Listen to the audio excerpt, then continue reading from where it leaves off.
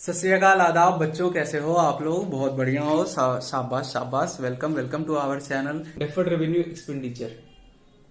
सबसे पहले दो तीन सवाल जो हमारे माइंड में आती है। पहला कि यार एक्सपेंडिचर है इसमें, फिर इसे एसेट्स में क्यों डालते हैं? Good question. दूसरा कि इसे नॉमिनल एसेट्स क्यों कहते हैं? एडवर्टीजमेंट एक्सपेंस इसके एग्जाम्पल क्यों हैं? तो वो सारे सवाल के जवाब आपको इसी वीडियो में मिलेंगे, तो तैयार हो जाओ। Welcome to commerce and fun.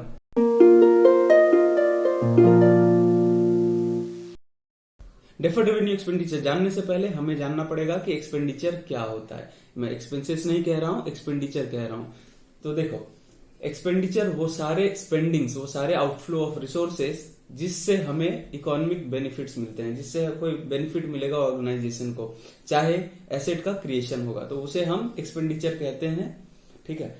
अब एक्सपेंडिचर तीन तरह के होते हैं। जिसका बेनिफिट हमें एक साल के भीतर मिले, रेवेन्यू एक्सपेंडिचर। जिसका बेनिफिट एक साल से ज्यादा मिले, कैपिटल एक्सपेंडिचर। और वो सारे एक्सपेंडिचर जो रेवेन्यू नेचर के है लेकिन उसका बेनिफिट कैपिटल नेचर के जैसा है, यानी कि ना रेवेन्यू है ना कैपिटल है, उसे हम कहते हैं डेफर्ड रेवेन्यू एक्सपेंडिचर। तो यहां से हम आगे कंटिन्यू कर रहे हैं डेफर्ड रेवेन्यू एक्सपेंडिचर की। डेफर्ड रेवेन्यू एक्सपेंडिचर वो सारे एक्सपेंडिचर है जो रेवेन्यू नेचर के हैं, जिसके बेनिफिट एक साल से ज्यादा मिलेंगे। क्लियर है? उसे हम डेफर्ड रेवेन्यू एक्सपेंडिचर कहते हैं। चलो बढ़िया। अब मुद्दा यह है कि एडवर्टीजमेंट को डेफर्ड रेवेन्यू एक्सपेंडिचर का एग्जांपल क्यों कहते हैं। सोच के देखो, एडवर्टीजमेंट एक्सपेंस बहुत बड़ा सा एक्सपेंस है, भारी खर्च है। करेक्ट। मान लो किसी एक्टर से मैंने भी अपने बिजनेस का एडवर्टीजमेंट कराया, बदले में उसे 5 करोड़ दिया। तो सोच के देखो, क्या वो एडवर्टीजमेंट, जो भी होर्डिंग्स होगी, जो भी एड्स होगी, क्या वो एडवर्टीजमेंट का बेनिफिट हमें एक ही साल तक मिलेगा? सोच के देखो, नहीं ना। ऑब्वियसली लॉजिकल है, लोगों के माइंड में छपे रहेंगे, वो हमारे प्रोडक्ट्स खरीदते रहेंगे, तो बेनिफिट एस्टिमेट किया जाता है कि कितने साल तक मिलेगा। तो सपोज एस्टिमेशन से हमें पता चला कि उसका बेनिफिट 5 साल तक मिलेगी। करेक्ट।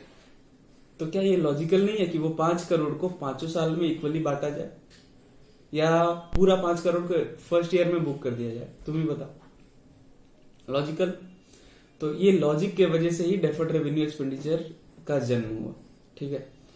और आखिरी में जो एक क्वेश्चन मैं रेज करा था कि डेफर्ड रेवेन्यू एक्सपेंडिचर को नॉमिनल या फिक्टिशियस एसेट्स क्यों कहते हैं, तो ये क्वेश्चन का आंसर देने के लिए मैं सीधा सा बोलूंगा, नॉमिनल या फिक्टिशियस एसेट्स वो सारे एसेट्स हैं जो एसेट्स नहीं है, बस नाम के एसेट्स हैं।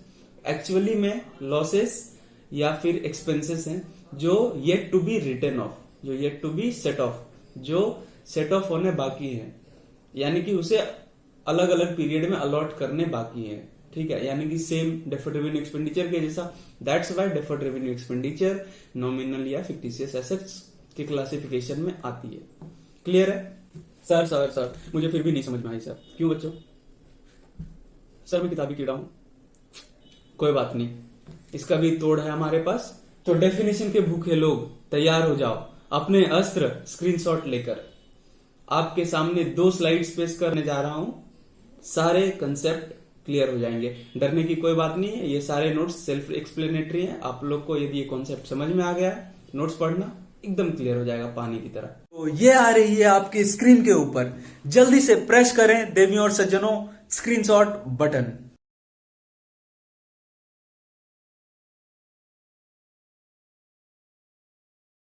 फ्लो चार्ट के माध्यम से ही मैं समझाने की कोशिश करूंगा। कोशिश ये भी रहेगी कि ये सिर्फ 4 या 5 मिनट की वीडियोस हो, उससे ज्यादा लंबी ना खींचे तो ज्यादा मजा रहेगी, वरना बोरिंग हो जाती है lectures, and I hate boring lectures. मुझे पसंद नहीं है तो मैं दूंगा भी नहीं। ओके।